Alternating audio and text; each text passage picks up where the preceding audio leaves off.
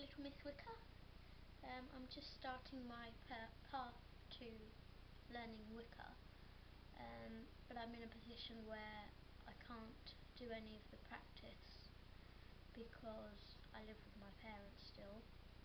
I think they'd find it a little bit weird. I was just hoping a few of you could do some video responses, to tell me more about what should I do on my path. I'm currently developing my book of shadows.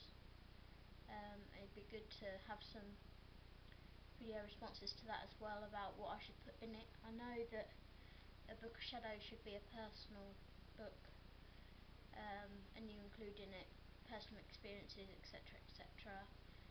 I know what roughly to put in it, like the 13 Goals of the Witch, the Wiccan Read, the Wiccan Creed, and all that kind of stuff, but I'd like some video responses about what other people sort of put in theirs. I haven't learnt about the S-bats and Sabbats and all of that yet, but I'm currently reading this book that I bought the other day, Scott Cunninghams, Wicca. I've been recommended it by loads of people on YouTube. Haven't got very far yet. Been busy doing other things as well. But what I've read so far is really good, and I would recommend it already. It's a really good book. For those of you that have sort of seen book recommendations on this, but are sort of like, I don't know whether it's the book for me or not, I will tell you, in my opinion, I think it's a book for beginners, but I don't know, I kind of struggle at some bits to understand what he's saying, which is, some people are probably thinking, well, that's a bit dumb because it's like common sense. But I was talking to one of the other Wiccans on YouTube, and I said I think I should buy Wicca for Dummies because that's how I feel right now. But yeah, I will do a book recommendation on this one. I've read it, and also a book recommendation on all of the other witchy type books that I've got.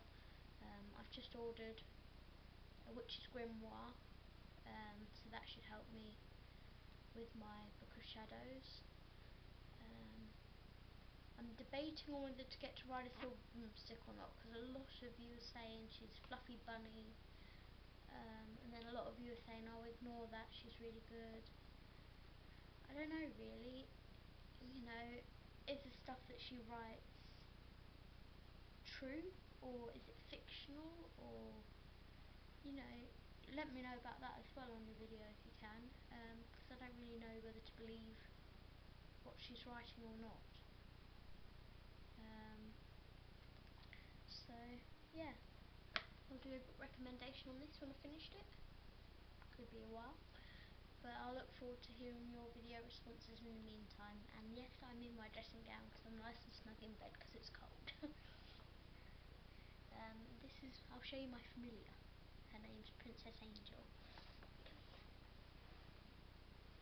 She's my baby. This is my familiar Angel. She's really soppy, isn't you? She's mummy's girl. Yeah. Another thing that would be quite good to hear about is animal totems. How do I discover my animal totem? I've read bits on the internet saying that it's like, animals that have come to you, so to speak. That, if you look at the clouds and you see this animal, and then in your dreams you see it as well and stuff. I've not really had experiences like that happen to me. When I look in the clouds, I mostly see dragons.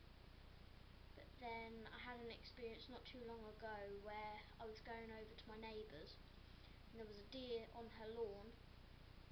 I was expecting it to run away, but I got really close to it, and it didn't run away at all. It just sort of looked at me, turned, and walked away.